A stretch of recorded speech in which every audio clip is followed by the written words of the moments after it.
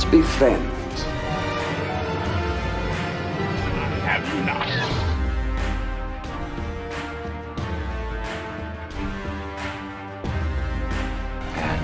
Here we go. And greetings, everyone. Welcome back to the Ambassador Wing and the final, but not final forever episode of the Tarantino podcast.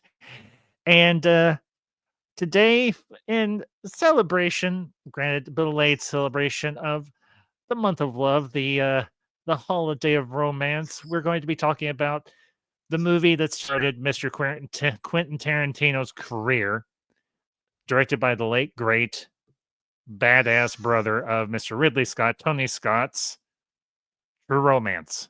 And with me today, I've got my good friend. You know him, you love him. He's quirky, he's weird, he's sometimes obscene, but that's why we love him, Mr. Ace Mowick. Ace, it has been a long and interesting road, but we have, at least until he does his last movie, reached the end of the podcast. We're talking True Romance today. And I will say this. I have never seen this movie till we did the review. We discussed doing this review. And I have to admit, the combination of Tony Scott and Quentin Tarantino, along with this stellar, absolutely awesome cast, is a winner. Your thoughts? Absolutely agree. Absolute winner. Never watched this movie beforehand. My first exposure to it was probably back in the 2000s through that, I believe it was a VH1 show called I Love the 90s, and they were discussing True Romance. I thought, wow, that sounds like quite a movie. And watching it, I find out not as violent as they made it sound. I mean, it is violent, obviously, but nowhere near as much as I thought. And it was actually quite entertaining. Christian Slater and Patricia Arquette are fantastic. They play off each other very well with their chemistry. Not to mention, there's a couple of scenes with Miss Patricia Arquette and her, as my late uncle would say, her bodacious tatas. And I would say she indeed has some bodacious tatas. Whether covered or uncovered. Yeah, and she is adorable in this movie. I mean, she can be hot. She can be adorable in some scenes and just fine in others. You can see why Christian Slater's character would just be like, oh man. Clarence in Alabama. Yes. Clarence in Alabama Worley. And that's just the tip of the iceberg of the absolutely stellar cast of this movie. I mean, a who's who. You've got Dennis Hopper, you've got Christopher Walken, you've got James Gandolfini, you've got Tom Sizemore, you've got Mike Rappaport, you've got Bronson Pinchot. Now, there is a name that us 80s and 90s kids knew well. Of course not. Don't be ridiculous, Mr. Of course, don't be ridiculous, Mr. Balki Bartokomous from Perfect Strangers.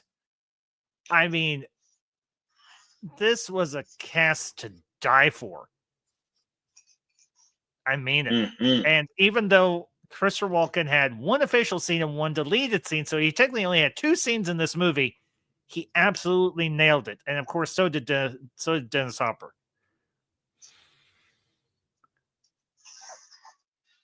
Yeah, absolutely. With both of them, like just that one scene they have together, just seat of your pants, like what's going to happen. It's like, oh, okay, build up tension, and then it seems to diffuse, and then boom, with what Walken does. I'm trying to leave spoilers out.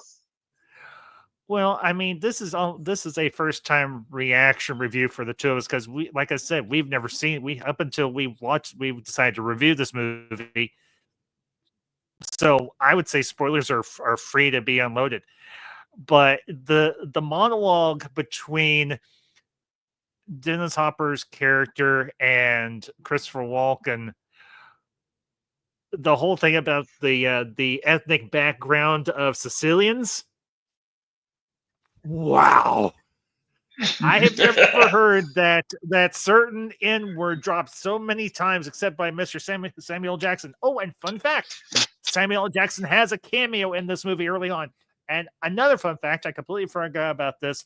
We also have a extended cameo appearance by Mr. Gary Oldman as Drexel. And I must say, I was never happy until the day I watched a movie where Gary Oldman is a white guy with dreadlocks and a Jamaican accent. Now I could die. And that marled eye, that scarred marled eye, man. And that scene between him and Clarence is just so intense. And I think that's a really good word to describe this movie is intense. Because whether it's the relationship between Clarence and Alabama, or it's between Clarence and all of the obstacles that him and Alabama have to confront and eventually overcome, intense, just grips you by the scruff of your neck and does not let go and just drags you along on this story of true romance and violence and drug dealers and cops and movie producers and everything else under the sun. Mm-hmm. And it is an absolute riveting ride. And I would say this is one of Tony Scott's one of his better movies. Granted, he didn't do many bad movies during his time, but this is up there. I would say this is very much an underrated and unnoticed gem by him. Yeah, I've familiar with his work before, but it just feels like knowing Tarantino wrote the movie, you can see some of those Tarantinoisms or whatever you would like to call them, but they feel toned down mostly because early in his career and he wasn't directing it. So it kind of feels like it would almost be an invisible hand type of writing, Mhm. but it's just because it's someone else directing it. So it's very much toned down, but you can still see them in there. Oh yeah, I mean, you see the early fingerprints of a blossoming Tarantino coming together as a writer. I mean, last time we discussed Once Upon a Time in Hollywood, and this is almost refined Tarantino down to its almost perfect form. This with True Romance is him in his burgeoning years and everything before he refined his style and became the man that the writer director we all know and love. And I have to admit, this is a story that I don't think many people think that Tarantino could pull off because in a lot of ways, by the title, it is a romance story, but it is a very at times bloody and violent and intense love story. And I think that's one of the really cool draws and everything of this of the story itself. Because you have a guy who's he's kind of a loner. He's kind of I would almost call Clarence the stand-in for Tarantino because he loves talking movies. He loves talking about Elvis and all these other different type of pulp culture icons and so on. And one other thing I meant to mention, this also has a cameo appearance a couple of times, but we never see his face by Val Kilmer as a stand-in for a invisible friend version of Elvis Presley because, well, Clarence is a huge Elvis Presley Right. fan. And I have to admit, I think this was just a few years before Kilmer did his role as Doc Holliday, but he really matched the mannerisms and the tone and timbre of Presley's talking or his speech pattern and the tone of his voice and everything very well. When were a few standouts for you, Ace? Well, the feel I got from the movie is like which I like that it starts off in Detroit because like that's something you don't see too much in movies nowadays. Most movies, I think, when I say what movies take place in Detroit, you might think to yourself, "Oh, RoboCop," and what other movies? It's a little hard to piece together for some people. RoboCop, Beverly Hills Cop, 8 Mile. Mhm. Detroit Rock Oh, City. yes, but I know the movie. I've never seen it though. But yeah, I always want, but I wanted to see it, but I never got a chance. But yeah, and it starts out with Alabama doing a voiceover talking about her life before she met Clarence. And the interesting thing about Alabama is when she's pouring her heart out to Clarence after they've made love, and she's sitting out there on the stoop and everything of his apartment, and she's all bundled up and everything against the cold and everything, but also because she's racked with emotion because she is completely and utterly and totally fallen in love with Clarence. And she tells him, "Well, I'm a call girl," and he calls her a whore, but she's like, "No, I'm a call girl," and she's like, "Here's the thing." You are my fourth client. And the thing is, I'm completely and totally and utterly in love with you. And she's like, I am monogamous. I'm with one guy. I'm with one guy forever. And that says something about a character like Alabama with a name like Alabama because she's like, I want to prove that I'm not just trailer park trash from Florida. She wants to prove that she's more than that. And everything that these two go through, I would say she definitely proved that in space. Yeah, I just love like I said the chemistry between the characters and also how they're written. They don't necessarily bicker uncontrollably and get mad and realize, oh, a marriage is hard and whatnot. They actually are very cute together. They get along, and it's not overtly cutesy and whatnot.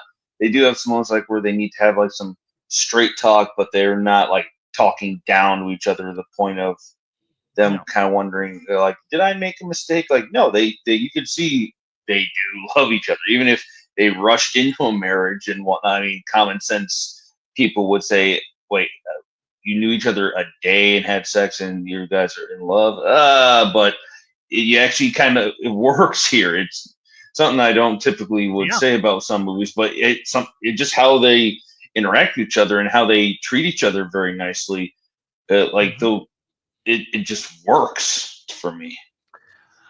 Yeah, and I think there's one scene in particular where you really get the sense of just how much Clarence does care for Alabama. And it's actually after they've gotten to LA and they're at a hotel, and unfortunately, they don't know that they've been tracked down by the gangsters who are coming after the coke that they're packing. And James Gandolfini's character, he's one of the mobsters, he's one of the henchmen and everything. He comes to the hotel room. He's actually waiting on Alabama, and Clarence leaves her to go get some food. And you see him at a drive-through or a drive-in and everything getting food. And meanwhile, Gandolfini's character is actually just beating the ever living crap out of Alabama. But amazingly, she's able to turn the tables on Gandolfini's character and ultimately kills him. And in a way that you would not expect, she actually uses that old trope of using an aerosol can and a lighter, and it works.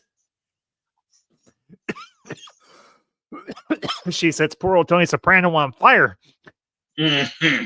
Fire, fire, fire. Yeah. And you see her all bloodied and beaten up and everything, and Clarence finally gets to the hotel room, and she uses the Gandolfini's character's own shotgun on him and just finishes him, coup de grace him right then and there. And Clarence gets back to the hotel, and he's like, "Oh my god, what the hell did I do?" And you see him.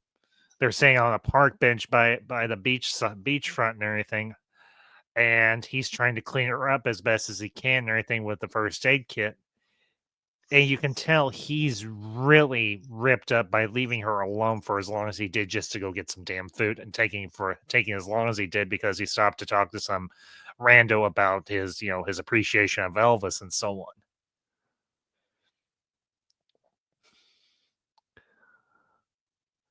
Yeah, absolutely. And I like it. Thinking about that, I like how in the later scene in the movie that it's why he brings her along with him on the deal he has because that happens once. It's not like okay, I need to put you someplace safer. It's like no, you're coming with me. I'm not leaving you alone again. Mhm. because I don't want to run the risk of them finding us again. Even if I think we've lost them, I'm not taking that chance. Which shows how Precise. much he cares. Oh yeah, totally. One scene that I really enjoyed was it's right after they get done at the movies, and he takes her to the comic book and music store that he works at, and there's actually an extended version of that scene and everything where they're talking a little bit more in depth about comic books and so on. And but she's really infatuated, and she's really fascinated by what he's telling her about comics and everything. And you get the sense that she really does care about what he cares about. And it's not an act, it's not a put on. She may not completely understand it, but she's so in tune with Clarence and his personality that she's making an effort to connect with him on that level because this is something that he has a passion for, and what he has a passion for, she wants to be able to relate to.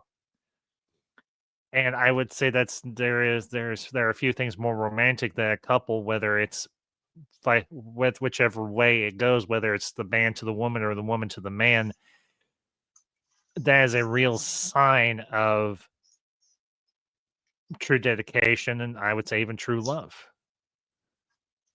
So, Absolutely. um, let me ask you, Ace. Um,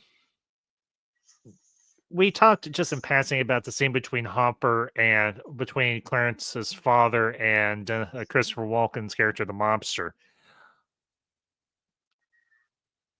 Well, do you think that the tension was overdone, or do you think it was at the right intensity? Do you think it was at the right level? I thought it was at the right level for sure. Any more would have probably been a little bit hammy. And I Mhm, can't really think of. I'm trying to think. I've only seen Hopper in a couple movies. mhm, Uh, one being Texas Chainsaw Massacre Part Two, mhm. and the other being Waterworld. And he's kind of hams up in both of Oh, them. And I I thought in know. this, He was much better in this. Yeah. yeah, he's Um. much more like toned down, and it's just like, wow, Mhm. Dennis Hopper's actually quite a good actor. Like despite some having done some hammier roles. I will say one role that he has done that I have been on the fence about for a long time, but I've come to appreciate more is him as the villain in Speed, opposite Keanu Reeves. Hmm. And there's another one that he has done, but I've never seen it, but I've seen clips of it. It's called Blue Velvet, if I remember correctly. Okay, you're Don't familiar look with, at me. Don't you yeah. look at me. Okay, all right, you're familiar. Gotcha. Yeah, I mean, in this particular instance, his character, he is a very fatherly character. He's kind of a loner, much like Clarence is. And Clarence comes to him and he's like, "Hey, we need your help." And Hopper's character is like, "Look, I haven't seen you in 3 years," and yada yada yada. But when it comes push to shove, he won't rat on his son. He makes up a very plausible story, and ultimately, he makes a very, I think, fatherly sacrifice to protect his kids. Now, granted, he didn't realize, well, his son and his new wife. Now, he didn't realize that they had written down their address and left it on his fridge. But at the same time, that I don't think that necessarily diminishes the sacrifice that he made. I think it was actually very, honestly, I think it's very noble of him. I think it's very respectable of him. So, um, let me ask you about when Clarence and Alabama get to LA. Um, what was your impression of that, that particular sequence or anything when they're getting into finally getting into LA and everything, and um they're going to meet they're going to meet Clarence's friend. I can't remember the name of the character, but it was Michael Rappaport's character. Hmm. Hmm. Like what did I think of them arriving? I'm not sure Well, okay. if I can really Well, describe they it. seem okay. Let me ask you: do they seem a little bit like fish out of water in this particular instance? Because we know Alabama's originally from Florida. We know Clarence has been in Detroit the majority of his life, and they're going out to LA. And LA is pretty much how we would expect LA to look. Do they seem like fish out of water in that particular instance? Or do they seem like they fit Mm, in?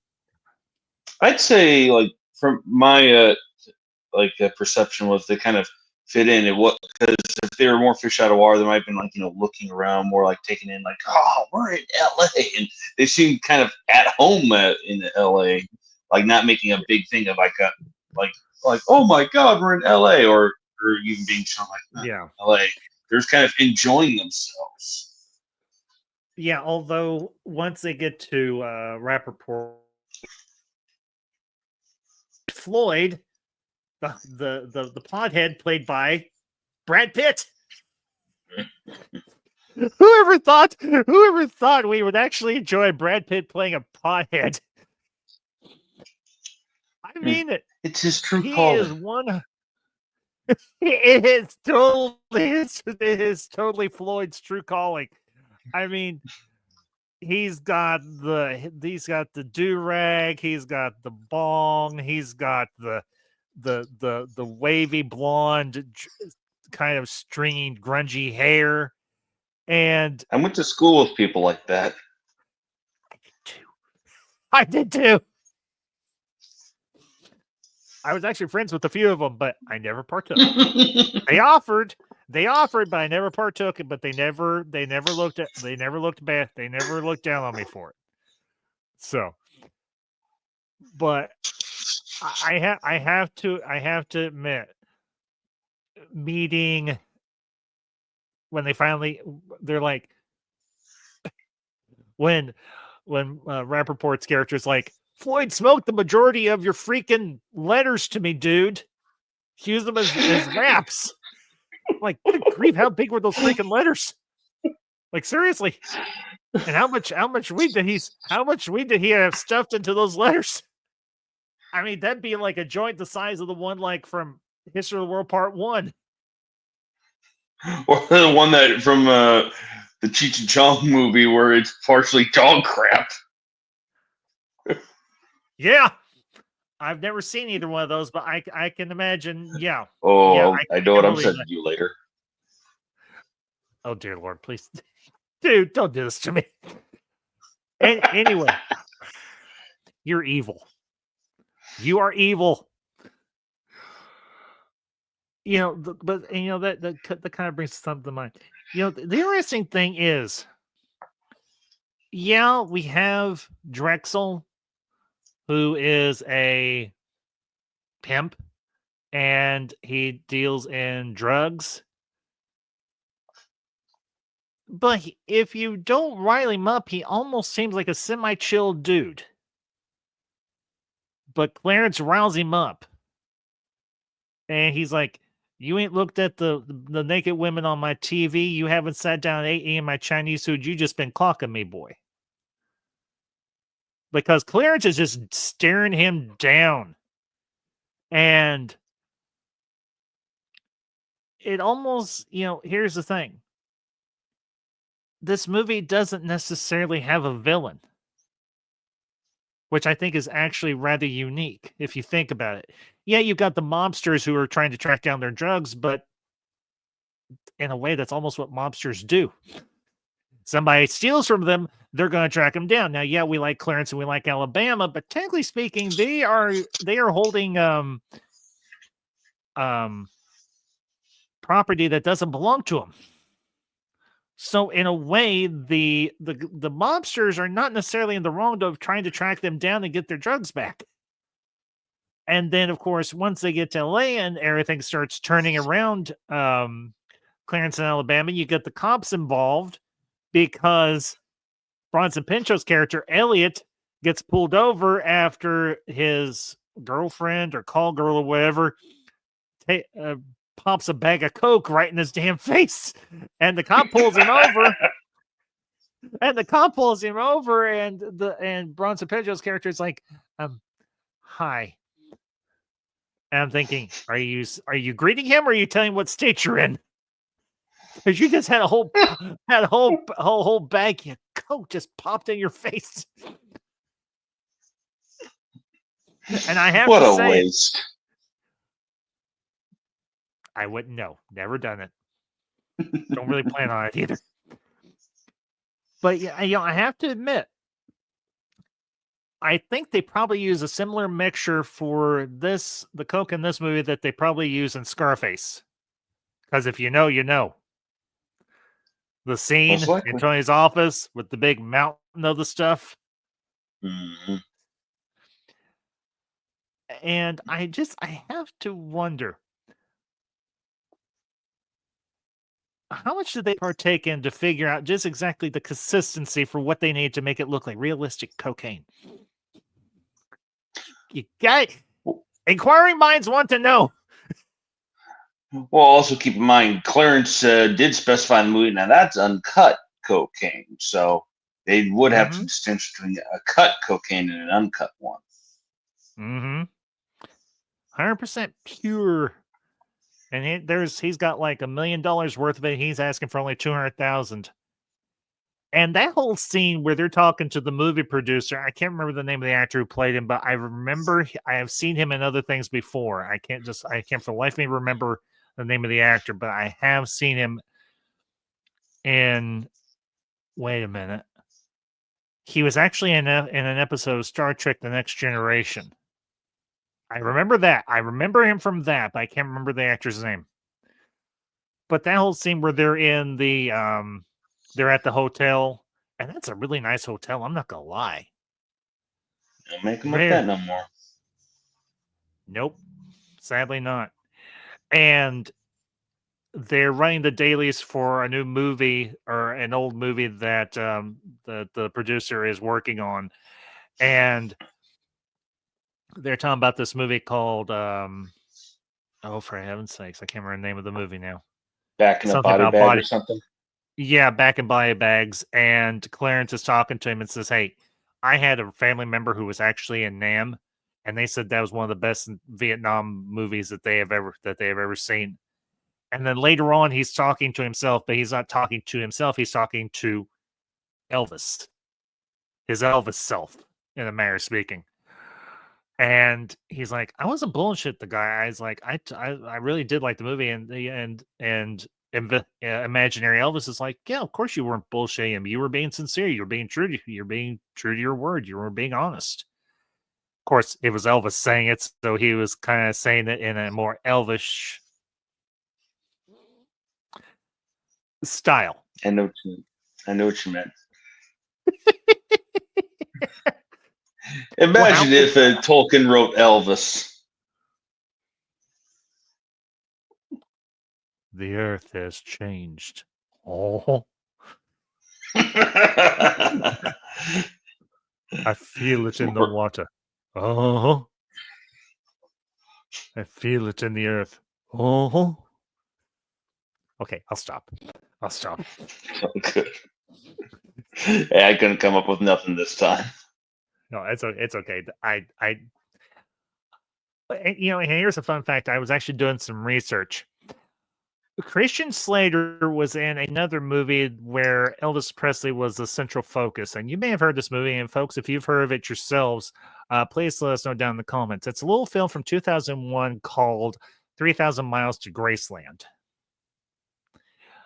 It's it has Kevin Costner, Kurt Russell, Christian Slater, Courtney Cox, David Arquette, and Thomas Hayden Church. And all the guys and everything, they play Elvis impersonators who are going to Vegas to pull off a casino heist. And believe it or not, well, okay, you can believe it. Christian Slater plays one of the Elvis impersonators that's part of the crew.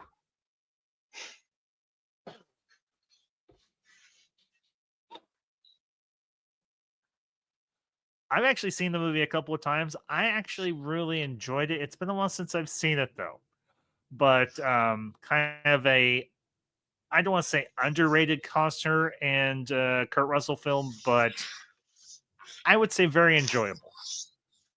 Sounds worth Very, very checking out. enjoyable. Now, let me ask you: did you happen to see, or did you get a chance to watch any of the deleted or extended scenes for True Romance? I did not. I was watching a digital version off YouTube, so I Okay. just watched the movie itself. Well, here's okay. Let me just. I'll just share a couple. One I've already referenced and everything was there was a deleted scene and everything with Christopher Walken's character later on in the movie after they've everything started tracking down Clarence and Alabama. There is another, and also the one where it's after they've gotten back from the movies and they're at the music and comic book store. But towards the final act or anything before they get to the hotel or when they're at the hotel, Clarence is being kind of indecisive. And he's like, maybe we shouldn't do this. And they start to walk away. And then there's another scene or anything at the very end, and it's actually an alternate ending of the movie. For those of you who don't mind extreme spoilers, in the normal version of the movie, Clarence survives. He takes a gunshot to the head, but it just grazes his head and knocks him unconscious for a while and blinds him in one eye because later on we see him and Alabama and their son Elvis on the beach, and Clarence is wearing an eye patch. Looking like Snake Plissken. A very young Snake Plissken, yeah, you could say that definitely. And much skinnier Snake Plissken, obviously, not quite as Russellish in his appearance as well Mr. Kurt Russell and everything as Snake Plissken would be. But there's actually a deleted scene where Clarence doesn't make it, and Alabama ends up walking out of the hotel by herself. The thing that was interesting to me about the deleted / extended scene is throughout the movie, Clarence is characterized as a character that's very self-assured, even if he's kind of bullshitting part of the way through. And this scene kind of alters that dynamic of his character. And because he's like, maybe we should just back out and walk away and just leave this crap somewhere and just forget the whole damn thing. And his friend and Alabama are both like, okay, if that's what you think we should do, then yeah, let's do it. Let's just walk away. Let's not do this. Let's not go through with it. Let's not make this sale to this movie producer. But ultimately, he does do it. I'm glad they deleted that scene or anything because, as I said, I think you and I have you can attest to this just as much as I can. Clarence throughout the movie, as I said, was very self-assured of himself, very certain of what he was doing, even if it had some negative outcomes, like when he goes to confront Drexel and he gets the crap beat out of him, but then he turns the tables on them. The same thing later on when he's talking with the movie producer. And yeah, he's kind of he just comes clean and tells the movie producer, I BS my best friend, but here's the thing. There was no best friend. It was all a made up story because he made up that whole thing about having the cop, the cop, the friend who's a cop, who just decided to take this briefcase of or this suitcase of cocaine, and he wanted Clarence to sell it, and he's like, "I'm just really good at bullshitting," and the movie producer buys it. So, but knowing about that deleted scene now, let me ask you, Ace, do you think it was best for them to remove it, or do you think maybe they should have left it in to give Clarence a little more of layering for his character? I'd have to watch the scene myself, but from what you've described, I'm glad that they left that scene on the cutting room floor because I like the ending how it is because it gives it. I don't know which ending was the one that Tarantino wrote, or if he did both. But I would say if the one that came out theatrically was not Tarantino, I'm actually glad because then it sort of sticks out as being different. If I understand correctly, from what because I watched it the last night, he wrote both versions. He wrote the Ah, version. He wrote the version where Clarence lives, and he wrote the version where Clarence dies. And what ends up happening is Alabama ends up driving out of town, like it shows in the original, in the theater release ending, without Clarence. She's driving down the same stretch of road, but then she turns the car around and then she pulls the revolver out, and she's having this inner monologue with herself, and she's almost running down Clarence. Or she is running down Clarence because she's like, you don't have your money, you don't have me, you don't have your life, you lost it all. And to me, that doesn't sound like how Alabama would talk. She would not run down the man that she had madly and deeply and totally fallen in love with and devoted herself to. And he had done the same for her. And she contemplates pulling the trigger, but ultimately she gets out of the car with the briefcase of money and starts walking back down the road and everything and trying to hitch a ride. And that's where the movie stops in the alternate ending. So honestly, I do like the ending that we get, just for the simple fact that it does feel like the natural and proper conclusion for this type of story. So, Ace, your thoughts?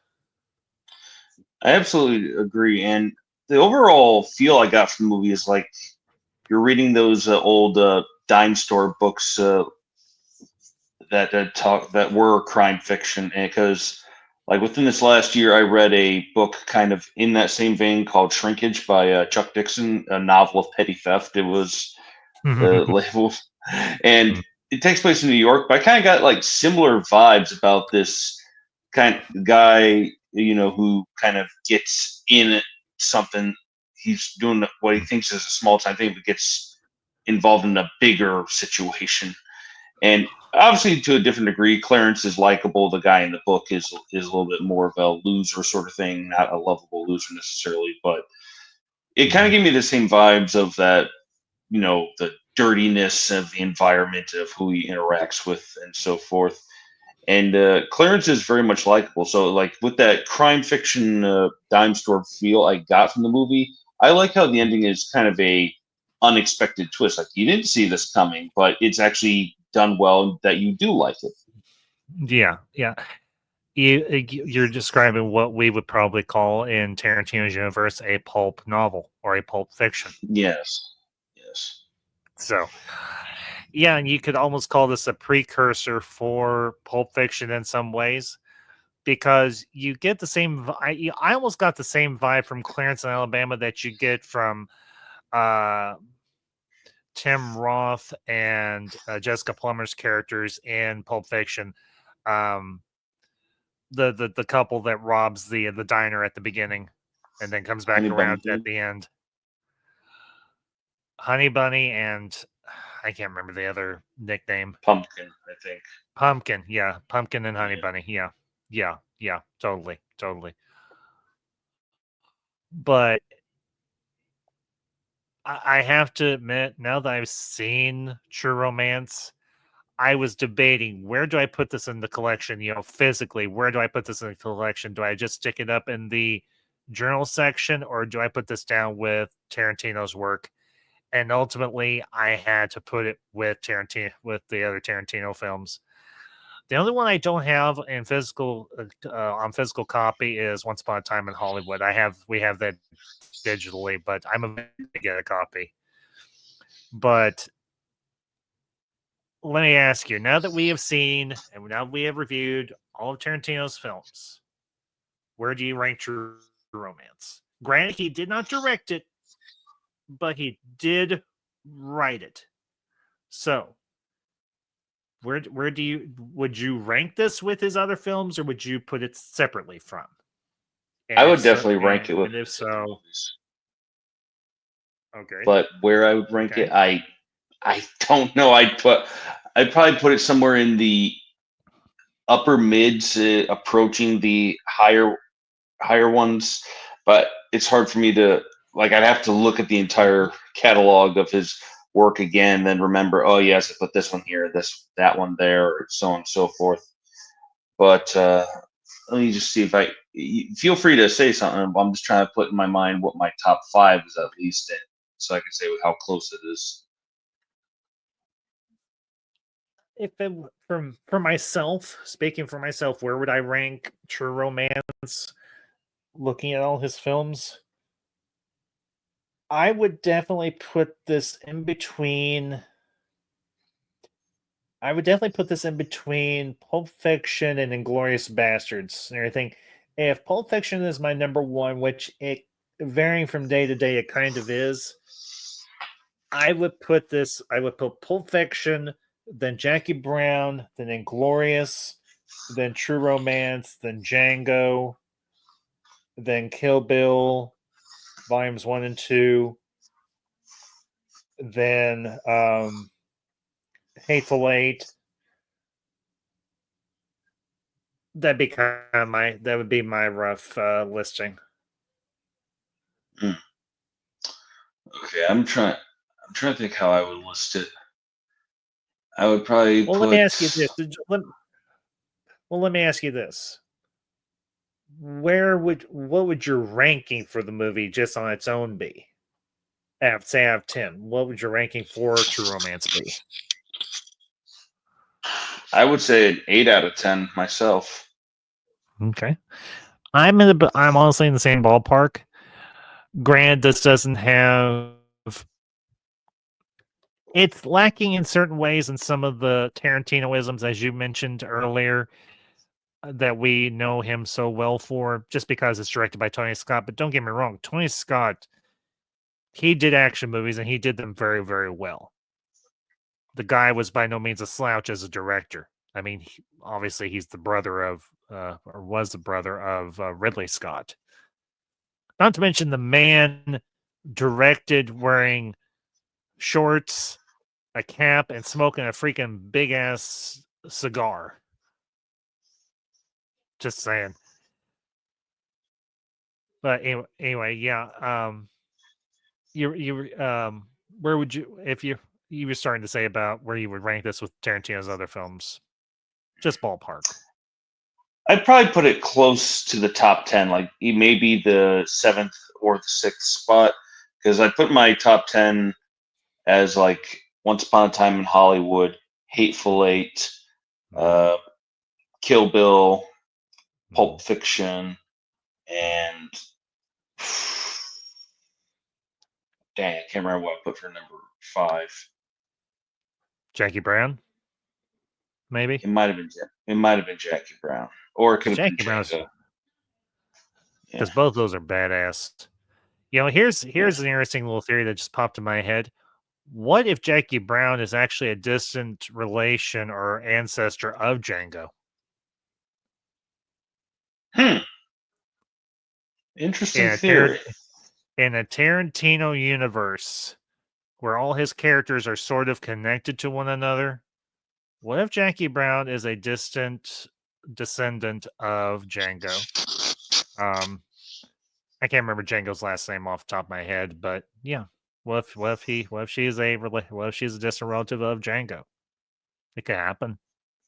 It could. So, because in a lot of ways, there are subtle hints and clues that all of these movies are somewhat interconnected. I would say, except for maybe in Inglourious Bastards and Once Upon a Time in Hollywood, because those are alternate history films, if you recall. Because with Inglourious, it was a alternate ending to how World War II would go, or an alternate history as to World War II would go. And with Once Upon a Time in Hollywood, it was an alternate take on the beginning of the Manson family crime spree. If you remember anything. So that's the one thing I love about Tarantino. He connects his movies in a way that makes it a little more fun for those of us that are his hardcore fans. but he leaves it to where it's not like labor intensive for everybody else. It's just like, I want to go see a Tarantino movie and just enjoy the ride. So, well, anyways, any closing or final thoughts, Ice, before we wrap up? This is until Mr. Tarantino does his final movie. This is our final episode. I don't think I got anything good to say other than Patricia Arquette fine in this movie. Well, and this established a trope in Tarantino's movies, because practically many of his most badass female characters were in fact blonde. And I'm a sucker for blondes. As was Bill.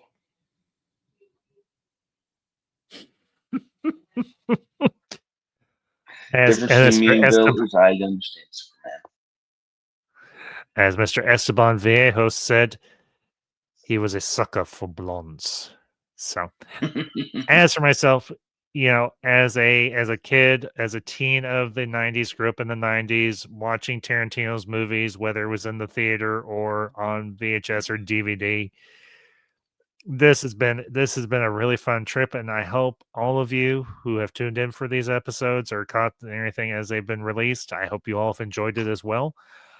Me and Ace are going to be discussing what comes next now that we've wrapped up, at least for now, as I said, the Tarantino podcast.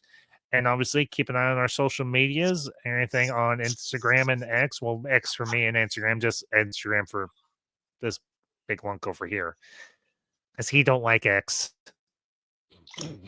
And it's not because of Musk. Fair enough. But anyways, folks, we hope you have enjoyed the podcast. Make sure and check out all the episodes or anything. I will upload a link and on my socials or anything so that you can check out the entire gamut from start to finish and everything. And of course, make sure you hit that hit that like button. Share this out with your friends who are fans of Mr. Quentin Tarantino or just fans of good film, regardless of the decade or the genre. And as I like to say when we close, be ambassadorial. Be honest. Be yourself. But never take yourself too seriously. And if you do all those things, you'll always have a place here at the Ambassadorial Wing. And until next time, these are the ambassadors. Signing off.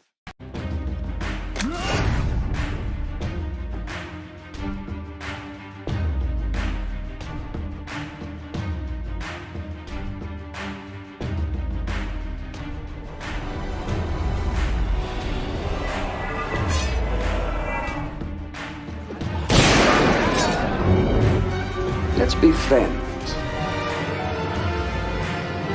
Have you not?